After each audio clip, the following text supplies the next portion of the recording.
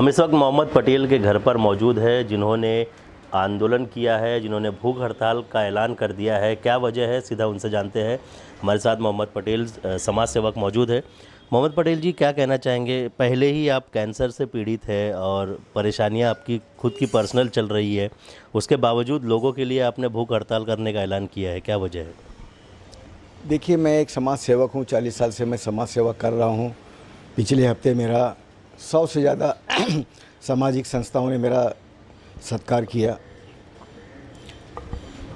आज मैं कैंसर से पीड़ित हूँ। मेरा कल केमो हुआ है, मेरा सर्जरी भी हुई है, ऑपरेशन हुआ है। मैं खुद मेरी लाइफ में बहुत परेशान हूँ, ज़िंदगी मौत से लड़ रहा हूँ। लेकिन हमारे एरिया में कोडकॉन डेवलपर नाम का बिल्डर 25 साल से डेवलपमेंट कर रहा है, गरीबों को उजाड़ रहा है, गरीबों के साथ फ्रॉड कर रहा है, गरीबों को भाड़ा नहीं दे रहा है, रूम नहीं दे रहा है। उसके बाद भी एसआरए के भ्रष्ट अधिकारियों से मिल करके लोगों के घरे तोड़वा रहा है। ये सब मैं बर्दाश्त नहीं कर पा रहा हूँ। इसीलिए मैं कल जो है एडमिट भी हो गया था ये टेंशन के अंदर। तो मैंने तय कर लिया कि मैं जब तक ज़िंदा हूँ गरीबों के लिए लड़ूंगा, गरीबों को इंसाफ दिलाने के लिए लड़ूंगा। इस भ्रष्टाचार बिल्डर के खिलाफ जिसने करोड़ों रुपए का घपला किया है, उसकी इंक्वायरी चौकसी करने के लिए मैंने आज के हंगर स्ट्राइक में मुख्यमंत्री से, महाराष्ट्र शासन से, केंद्र सरकार से मांग किया हूँ कि इस प्रोजेक्ट की सीबीआई इंक्वायरी होना चाहिए। जब तक सीबीआई इंक्वायरी नहीं होगी तो इसका पर्दाफाश नहीं होगा और लोगों को न्याय नहीं मिलेगा। मेरी मांग है कि जब तक सीबीआई इंक्वायरी की घोषणा नहीं होती, मैं तब तक हंगर स्ट्राइक करूंगा, चाहे मेरी जान क्यों ना चले जाए। इस हंगर स्ट्राइक को लेकर क्या किसी का फ़ोन आया है अब तक आपको, या आपको रोकने के लिए कोई प्रयास किया गया है? बहुत से लोगों का फ़ोन आया, बिल्डर से पंगा मत लो। मैं बोला मैं ज़िंदगी मौत से खुद लड़ रहा हूँ, मुझे कुछ भी हो जाए मैं मेरे नतीजे की परवाह नहीं करूँगा। मैं लड़ूंगा, गरीबों के लिए आखिर वक्त तक लड़ूंगा, जब तक मेरे जान में जान है लड़ूंगा और मरूंगा। लोगों का क्या कहना है इस पूरे मामले को लेकर? लोग बेचारे गरीब है, उनको कायदे कानून मालूम नहीं है, जुल्म सहने की आदत पड़ गई, लोगों को जुल्म सहते जा रहे हैं 25 साल से। कोई उसको जो है उठ करके तगड़ा जवाब देने के लिए कोई मैदान में आया नहीं है। लेकिन मैं सोचा हूँ कि ऐसे लोगों को जितना हम छूट देंगे और जुल्म बढ़ेगा, लेकिन ये इतना जुल्म बढ़ चुका है कि इस जुल्म को रोकना बहुत ज़रूरी है। इसलिए मैदान में आया हूँ मैं और आज अनशन पे बैठा हूँ। फिलहाल एसआरए को लेकर जो ये पूरा मामला चल रहा है, ये मामला कहाँ तक पहुँचा है? अब तक कितने लोगों के घर खाली कराए गए हैं? क्या उन्हें शिफ्टिंग दी गई है? क्या मामला चल रहा है? और जैसा कि आपने कहा कि उन्हें भाड़ा भी नहीं मिल रहा है, तो क्या परिस्थिति है फिलहाल? 12 साल पहले उसने 72 लोगों के घर तोड़ा, उनको बेघर कर दिया, 1 रुपया भाड़ा नहीं दिया, ना उनको घर दिया। लोग परेशान हैं। उसके बावजूद अभी पिछले 12 तारीख को एसआरए के स्क्वाड के साथ में 100 से ज़्यादा पुलिस के साथ में आकर के गरीबों के घर तोड़ा। ये अच्छी बात नहीं है, ये अच्छी बात नहीं है। इसके लिए हमको जो है मैदान में आकर के हक की लड़ाई लड़ना पड़ रहा है। इस लड़ाई में कौन कौन आपके साथ शामिल है, कुछ उनके बारे में बताना चाहेंगे? देखिए, बस्ती के जो लोग इसके अंदर भुक्तभोगी है, उनका तो समर्थन हमारे साथ है। इसके अलावा आपने जो बैनर लगाया हुआ है उसमें महाराष्ट्र सरकार से मांग की जा रही है सीबीआई जांच की, उसके बारे में क्या कहेंगे?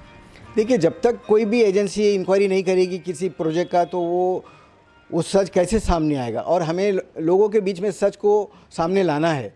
जिसने सरकार के करोड़ों रुपए का गबन किया है, सरकार की ज़मीन हड़पा है, इसकी चौकसी होना चाहिए। जी, सीधे तौर पर सीबीआई जांच जो है वो होनी चाहिए। इसकी मांग को लेकर मोहम्मद पटेल भूख हड़ताल पर बैठे हुए हैं और उनकी सीधी मांग है कि महाराष्ट्र सरकार से उन्होंने मांग की है कि इस पूरे मामले को लेकर सीबीआई जांच। अस्सलाम वालेकुम, मैं न्यू अंधेरी गिलबर्डी का चेयरमैन हूँ, शेख मोहम्मद रफ़ी। और आज हम यहाँ इसलिए आए कि हम आज मोहम्मद पटेल साहब हमारे भूख हड़ताल पे बैठे सब गरीबों के लिए, क्योंकि आज ये डेमोलेशन हुआ है, गैर कानूनी तरीके से डेमोलेशन हुआ है। पुलिस के प्रशासन की ताकत से इन्होंने डेमोलेशन करवाया है और गरीब लोग का रूम पात्र हो या ना पात्र हो, इसने तोड़वा दिया है।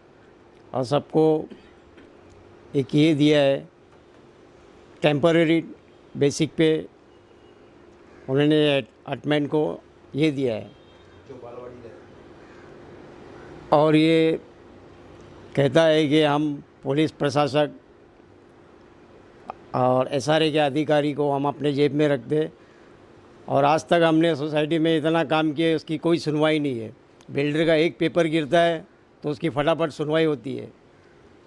हमने कई पेपर डाले, उसके ऊपर सुनवाई कोई अधिकारी नहीं करता है। तो आज हमारे मोहम्मद पटेल भाई भूख हड़ताल पे बैठे, इंशाल्लाह उनका ये मिशन कामयाब होएगा और इसमें सीबीआई और इसकी जांच होनी चाहिए।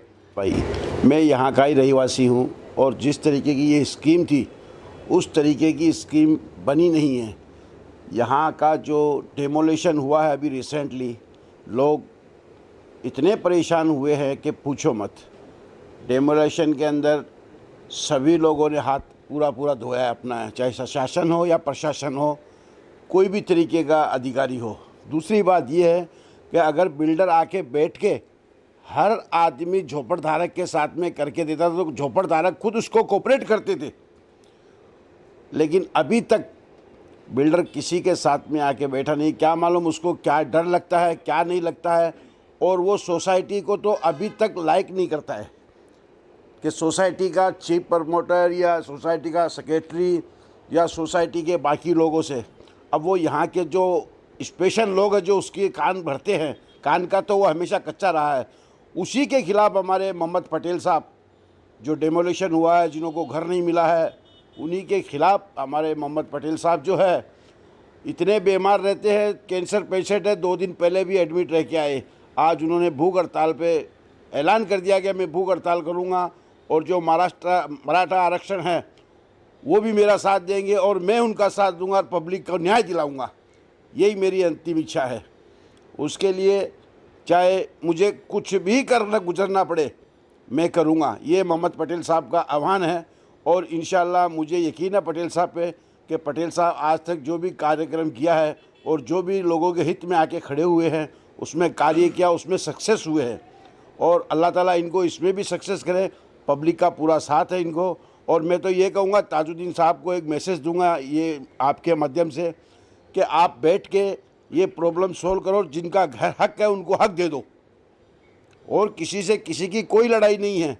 घर दे दो, घर ले लो, यही चाहता हूँ मैं। आप किसी और के बहकावे में ना आकर सोसाइटी को बिठाओ, आप बैठो और ये कार्य को अंतिम चरण तक पहुँचा के सबका भला कर दो। और यही पटेल साहब का मुद्दा है।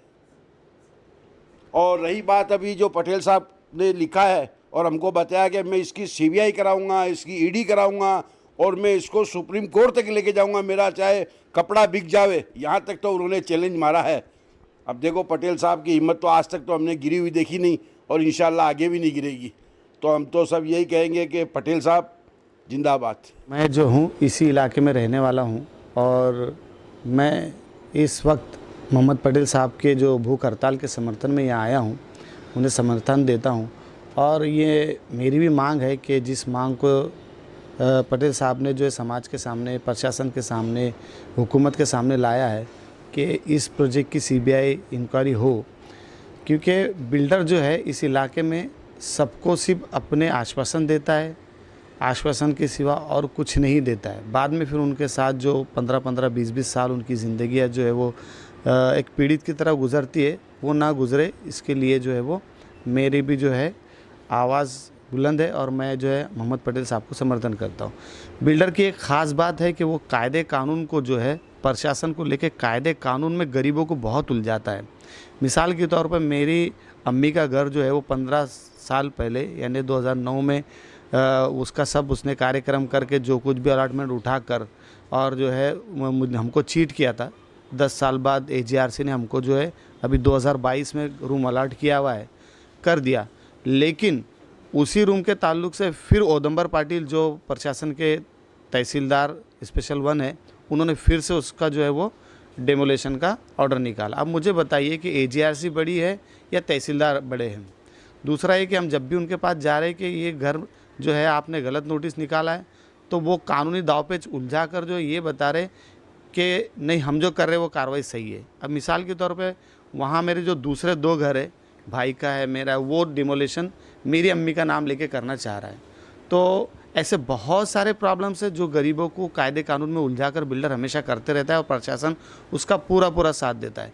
तो हमारी भी विनती है कि इस प्रशासन की जो कार्रवाई है या इसको जो है कोई थर्ड पार्टी जो इसका जो है वो जांच करे, जैसे CBI है, सीआईडी है, ईडी के लोग हैं, ये इस बिल्डर की जो है इंक्वायरी करें। अस्सलाम वालेकुम, मेरा नाम कलीम खान है और मैं पापड़ वाली चाल में रहता हूँ। और बिल्डर जो है, मैं इधर 40 से 45 साल से रहता हूँ और मुझे तंग कर रहा है। मेरा जो घर बिना नोटिस दिए वो घर तोड़ रहा है, वो हर एक को डराता है, धमकाता है। पुलिस और एसआरए उसका इन्हें कोई कुछ नहीं करती, उसका ये कहना है। और हर गरीब आदमी उससे परेशान है, यहाँ तक कि जितने उस आजू बाजू वाले सब उससे परेशान है। कितने जन को घर नहीं दिया है और किराया एक एग्रीमेंट बनाता है, खोटा है बोकस एग्रीमेंट बनाता है। और उसके जब 1 साल का भाड़ा देने के बाद उसके बाद फिर कोई उसका दाद फरियाद नहीं लेता है वो, फिर उसके कोई अन्य सुनवाई नहीं होती है। वो 100 अभी तक 60-70 आदमी का वो जो भाड़ा बाकी है, ना रूम दे रहा है ना भाड़ा दे रहा है। वो लोग बनी थी वो तो सेल कर दिया बोलता वो, जबकि वो एसआरए की बिल्डिंग है और उसको सेल करने का अधिकार तो एसआरए तो बोलता है कि हमने उसको कोई अधिकार दिया नहीं। तो फिर ये किसके थ्रू जो बेचा है, किसका मिल्कियत समझ के बेचा है ये? हम लोग को तो 1 नंबर में मिलना चाहिए था। आश्वासन तो दिया था उसने कि हमको 1 नंबर में देगा, 1 नंबर में देगा। और जब इतना साल हो गया हमारे को जो 1 नंबर बिल्डिंग तो अभी बनाया और इतना साल परेशान किया उसने, फिर भी जो है 1 नंबर में नहीं दे रहा, 7 नंबर बोल रहे हैं वो। 7 नंबर में कोई पानी की सुविधा नहीं है, पानी की लाइन ही नहीं है उसके अंदर। और 14 माले की बिल्डिंग है, 1 लिफ्ट रहती है और उसमें भी 4 दिन 8 दिन चालू रहती और बाकी के दिन बंद रहती है। तो सीनियर सिटीजन आदमी जो 14 माला कैसा ऊपर जाएगा, कैसे आएगा नीचे? ज़रा बस ये मेहरबानी आपकी जो हमको 1 नंबर बिल्डिंग में चाहिए रूम हमारा।